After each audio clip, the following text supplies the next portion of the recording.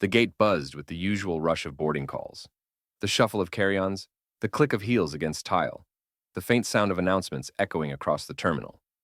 Passengers clutched passports, phones, and boarding passes as they inched forward toward the jet bridge. Among them walked a black woman in her late 30s. She moved with quiet confidence, her travel coat draped neatly over her arm, a leather handbag at her side. Her stride was steady, unhurried, the kind that came from knowing exactly where she belonged. Her ticket, tucked neatly between her fingers, bore the unmistakable golden lettering, First Class. When she stepped onto the plane, the soft glow of cabin lighting illuminated her path. A flight attendant by the door greeted her warmly. "Welcome aboard." She returned the smile with polite ease, then rolled her carry-on down the plush carpet of the first-class cabin. The seats were wide, their leather gleaming, small glasses of champagne already resting on tray tables. Businessmen scrolled on their phones, and a couple adjusted their headphones as they settled in for the long flight. She reached her seat, 2A, and gracefully placed her carry-on into the overhead bin. Sliding into the spacious seat, she smoothed her skirt and tucked her handbag beside her, her movements calm, practiced. She exhaled, finally free of the chaos of the terminal, her eyes softening as she gazed out the oval window at the tarmac below. It should have been a moment of peace, the kind of quiet satisfaction that comes from hard work paying off, from claiming a seat earned. But only a few feet away, another passenger sat rigid, watching. A white woman in her 50s, clutching a tote bag tightly to her chest, had frozen mid-movement the moment she saw her take her seat. Her lips pressed thin, her eyes narrowed. Already the disbelief in her stare was sharp enough to slice through the calm. And soon, that disbelief would find its voice. For a while, the cabin filled with the quiet rhythm of boarding, the thump of luggage wheels against the aisle, the shuffle of passengers squeezing past, the low murmur of greetings to the flight attendants. But row 2 had grown strangely still. Karen sat across the aisle, her posture stiff, her tote bag clutched against her lap like a shield. She was in her early 50s, her hair sprayed into a helmet of control, her blouse pressed within an inch of its life. But her eyes, sharp, restless, and cutting, were fixed on the woman in 2A. Her lips pursed into a thin line as she watched the black woman buckle her seatbelt, then calmly sip the glass of water placed on her tray. Every movement seemed to irritate her more. Karen leaned back in her seat, but her gaze never wavered. She tapped her manicured nails against the armrest, muttering under her breath, "Unbelievable." The black woman didn't notice at first.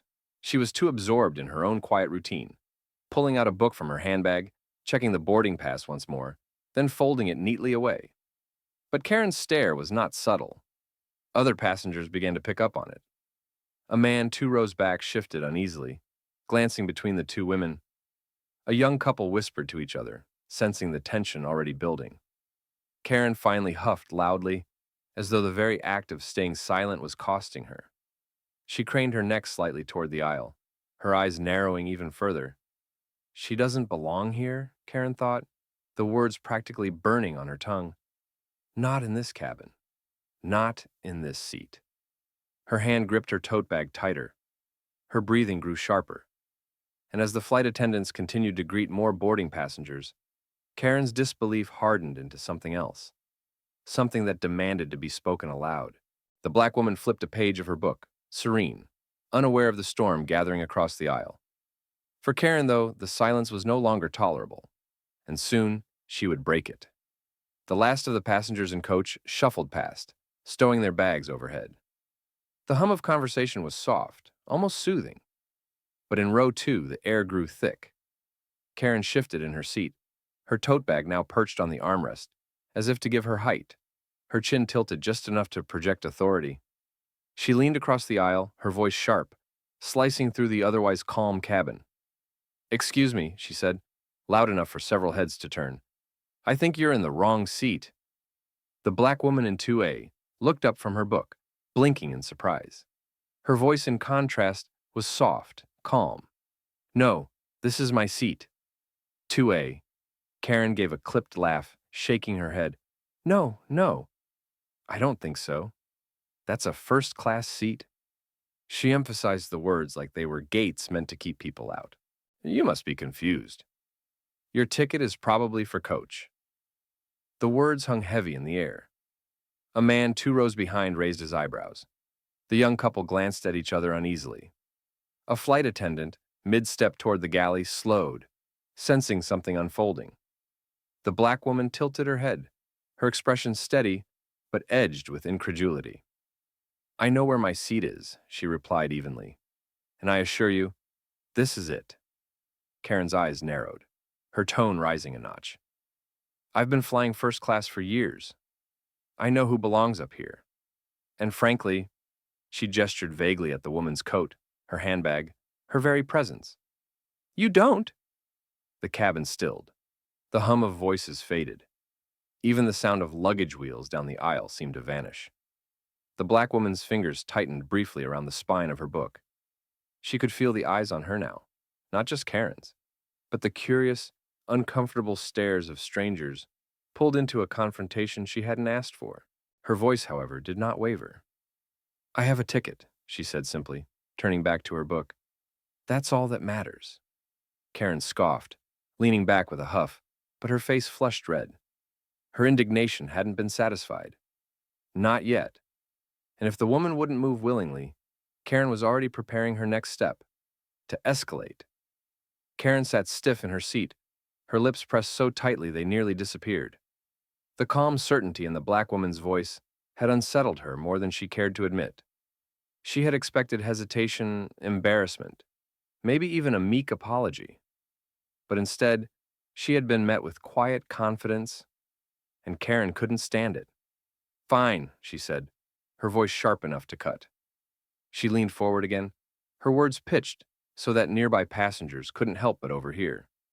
"If you're so sure, let's see it. Show me your ticket."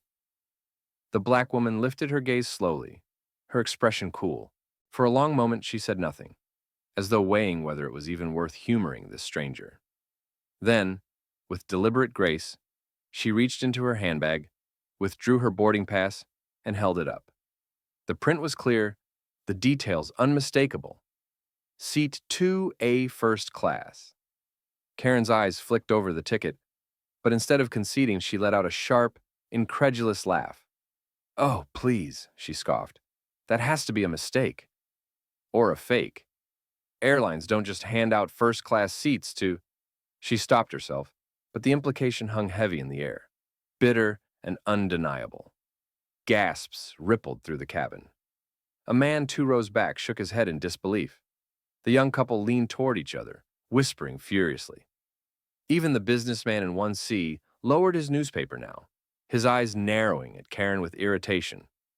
The black woman slid her boarding pass back into her handbag, unbothered. She turned her face toward the window, her expression composed, though her knuckles tightened slightly against the armrest. Karen, however, wasn't finished. She jabbed her finger toward the front of the cabin, her voice rising. "Flight attendant! Over here." The nearest attendant, a young woman balancing a tray of pre-flight drinks, stopped mid-step and approached cautiously. "Yes, ma'am?" "Is something wrong?" Karen straightened in her seat, seizing the moment. "Yes, something is very wrong. This passenger is sitting in a seat that doesn't belong to her. I demand you check her ticket." The attendant blinked, her eyes darting briefly to the black woman, who met her gaze calmly but said nothing. The silence stretched, thick and uncomfortable. Passengers were watching openly now, their faces tense with anticipation. The air in first class had shifted from luxury to courtroom, and all eyes were waiting for the verdict. And Karen, certain she was right, sat back smugly, unaware that she was about to be proven wrong in a way she could never have imagined. The flight attendant knelt slightly, her professional smile strained at the edges. "Ma'am," she said carefully, "every passenger's ticket is verified at the gate. If she is seated here, then her ticket is valid." But Karen wasn't listening. Her face flushed red, her voice louder than ever. "No, no, that can't be right." "She's lying. People try to sneak into first class all the time, and you're just letting it happen right in front of us." The black woman in 2A turned her head, her expression still calm but edged with steel. "I showed you my ticket already," she said evenly. "I don't owe you anything more." Karen's voice cut over hers, sharp and insistent. "Don't give me that. You're just trying to get special treatment, and I won't sit here and watch it. I paid for my ticket. Her words rang through the cabin like a gavel. Passengers shifted uneasily. A man in 3B muttered, "This is embarrassing." The young couple shook their heads, whispering, "Why won't she stop?" Even the businessman in 1C folded his newspaper completely now, glaring openly at Karen. The flight attendant raised her hands in a calming gesture. "Ma'am, please lower your voice. You're disturbing other passengers." Karen jabbed a finger toward 2A. "She's the one disturbing people. She doesn't belong here, and everyone knows it." Gasps erupted. A teenager across the aisle whispered to his mother, "That's racist." Heads turned, eyes narrowing, the tide of opinion shifting firmly against Karen. The black woman sat taller in her seat, refusing to shrink. Her voice was soft, but firm enough to cut through the noise. "I belong here, and no amount of shouting will change that." For a moment, the cabin was thick with silence, broken only by the whine of luggage wheels further back. Karen sputtered, caught between rage and the uncomfortable realization that her audience was no longer with her. And just then, a soft ding sounded as the cockpit door cracked open. Every head turned. The pilot stepped out, adjusting his cap with a relaxed smile. The room seemed to shift at once, passengers holding their breath, unsure what this new development meant. Karen sat up straighter, ready to rally him to her side. But the truth was about to hit her harder than anything she'd expected. The pilot stepped fully into the cabin, the silver stripes on his shoulders catching the soft cabin light. He scanned the rows quickly, his sharp eyes immediately noticing the cluster of tense faces and the frozen posture of the flight attendant. "What seems to be the problem here?" he asked, his voice calm, but carrying the quiet authority of someone used to command. Karen wasted no time.